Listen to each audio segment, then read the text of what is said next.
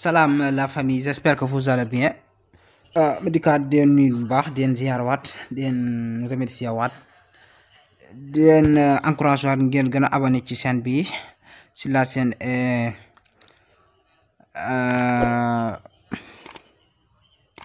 ngeen bës sur la cloche notification ngir ngeen mën a jot ci yeneen vidéo yi nga xam ne moom mooy dikkaat parce que boo abonné te bësoo cloche bi daanaka beneen vidéo bu bees bu dikkaat doo ko mën a yëgal ngir ngeen mën ko topp benn par benn l'un après l'autre mu gën a leer nañ grammaire française. Donc automatiquement suñu leçon tey daanaka mi ngi concerné le genre et le nombre tey nag xam ne dañuy jël donc yem ci le genre mu bokkoon ci li ñuy tuddee les catégories des noms les différentes catégories des noms ñu waxoon nom abstrait et nom concret nom commun et nom propre ak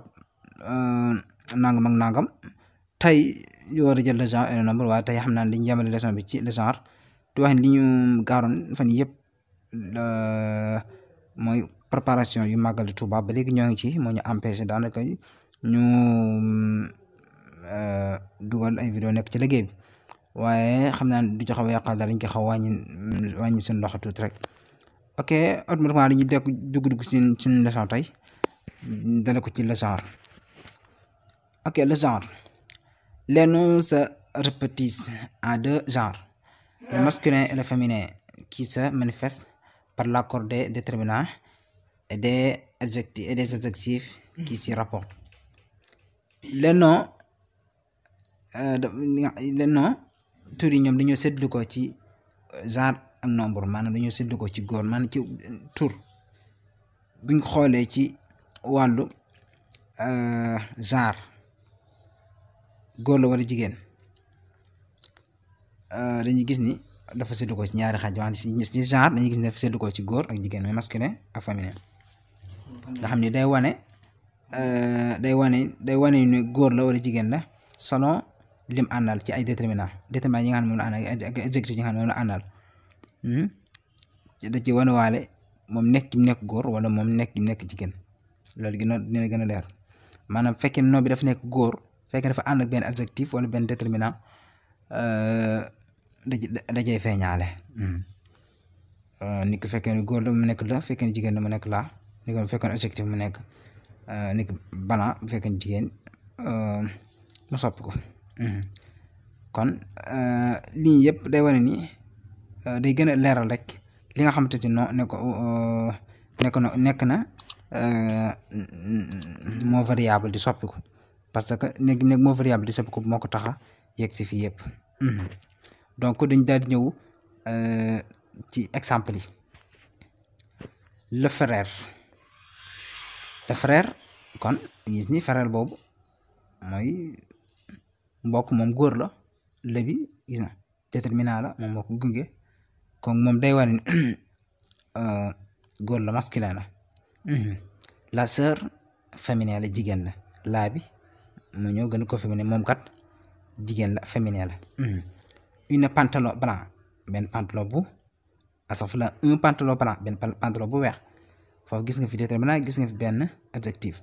ñoo ko seq ñoom ñaar kon selon ci adjectif beeg ak déterminant bi nga xam ne moo ko ku ngeen ñu seq ko ñoom ñaar li gën di confirmer nekk yi nga xam ne nekk na ko masculin di góor une robe blanche kon fekkee ni jigéen la kon adjectif bi day soppi ko salon nom bi nekk féminin di jigéen moo tax mu daan ne fee pantalon blanc ñoo fi daan ne une robe blanche parce que féminin la jigéen la moo tax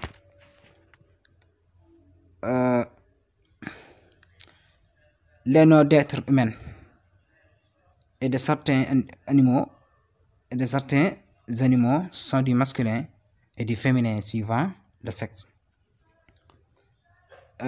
turi mbindeef yi ak yeneen turi animaux yi ñoom benn mën nañoo nekk góor mën nañoo nekk jigéen selon xasabal jins selon xeet bi exemple le père loolu turu góor la la mère turu jigéen la le soldat turu góor la concierge le chien la chienne yooyu yëpp ay tur lañ yu am góor am jigéen masculin ak féminin nga xam ni mënuñoo nekk góor mënuñoo nekk jigéen selon le sexe muy xeet bi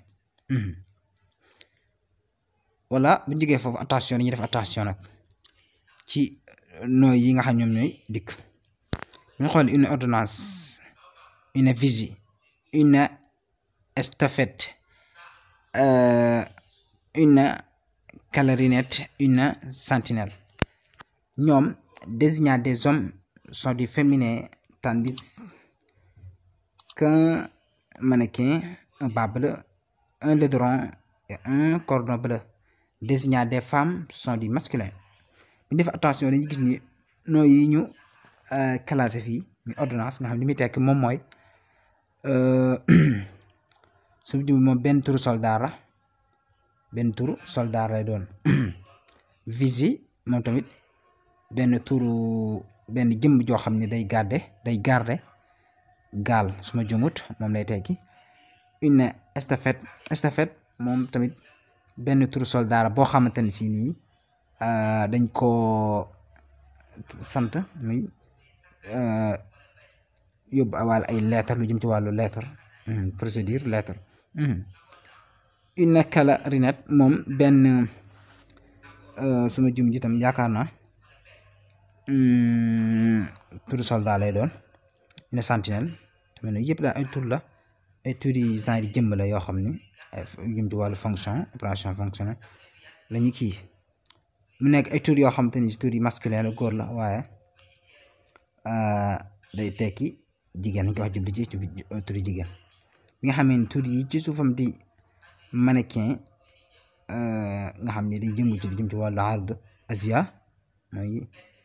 phénomène social yi mode yu bees yooyu da ci xaw a da ci yëngu moom noonu lay tekki un bas bleu moom benn jigéen joo xamante ne si nii ju intellectuel wala dafa yitoo lu jëm ci wàllu culture un laidron mooy jigéen joo xamante ne si dafa ñaaw wala jigéen ju bon cordon bleu mooy jigéen joo xam ni dafa yitoo togg jëm ci wàllu togg procédure cuisine yooyu ay tur jigéen la yoo xamante ne si ni ay tur wala ay tur lañ yoo xamante ne si ni yaakaar su ma ju mën nañ ko wax jubli ci góor wala mën naa nekk jigéen wala ñu ne ñoom ay turi jigéen la yoo xamante ne si dañ koy wax jubli ci góor kon tur yooyu daal en tout cas dañ ca mën a def dañ ca war a def attention nekku ni kon automatiquement tur boo gis rek daan wax jàll ca genre ba direct wala ca kii ba masculin wala féminin mooy genre bi direct waaw war nga def attention xoolaat ko xalaat ci bu baax a baax ba xam am na attention wala déet donc ñu gën a bàyyiwaat xel lii di le genre ñu gis ni la présence de certains suffixes ou terminaisons permet de reconnaître le genre des noms maanaam yenn saay suffixe yi nga xam ne ñu ngi gis ci lenn ci nooy mooy terminaison yi nga xam ne mooy moom la nooy di jeexalee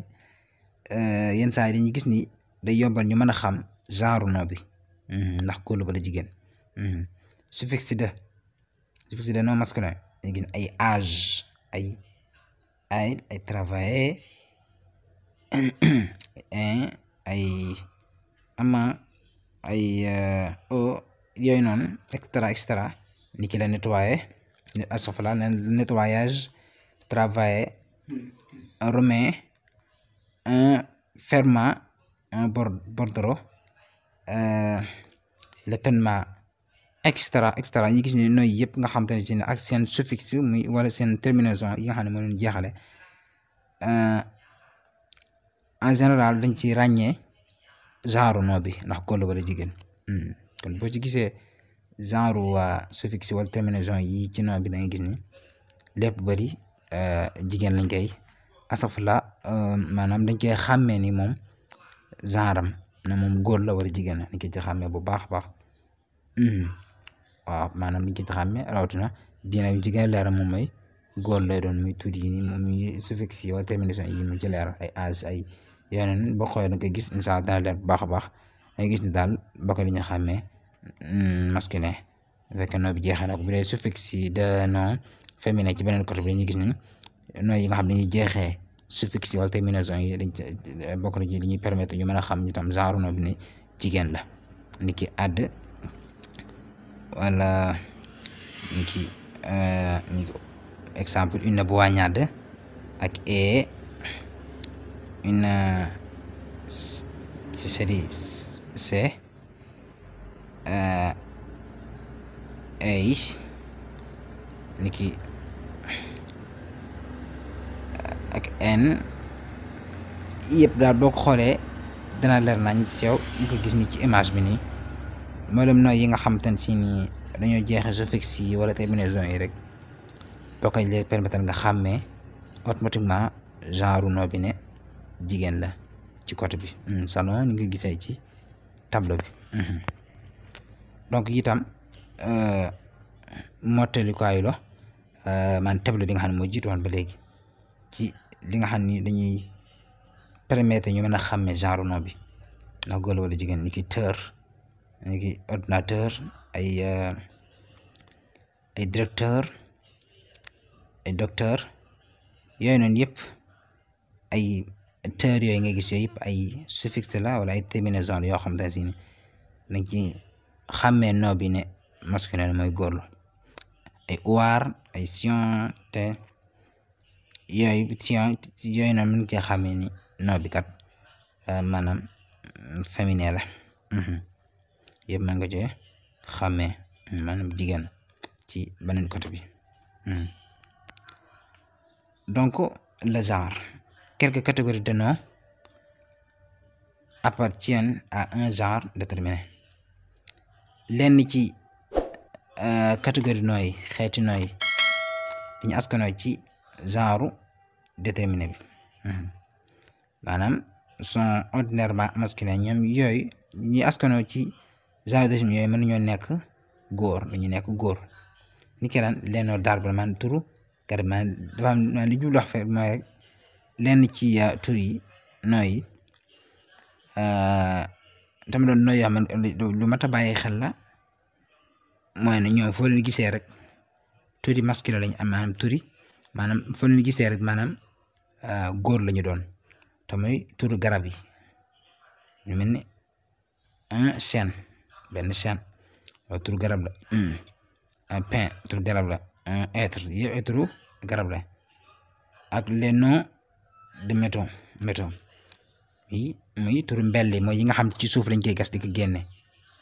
ak le zinc muy zinc le cuivre su ma juumee moom mooy përëm mooy li arab di wax nuxaas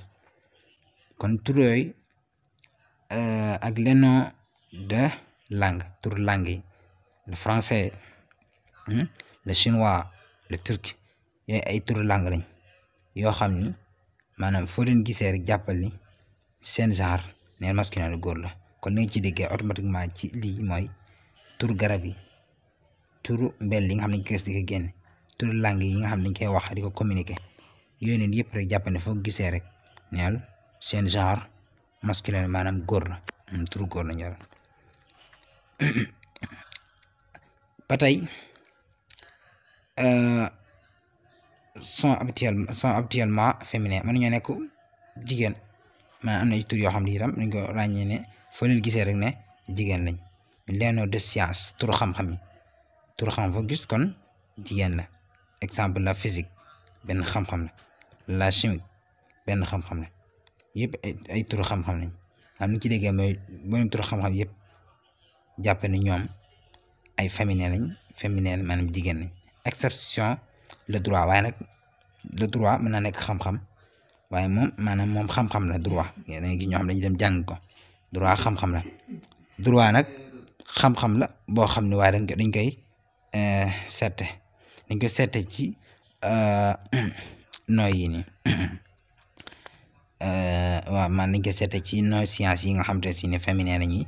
désigner moom nag du féminin waaye daanaka moom masculin la.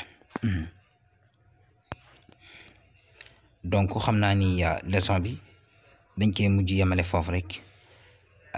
ba beneen yoon incha allah di wax ni ngeen abonné te partagé pour être le premier à savoir quand une nouvelle vidéo est disponible.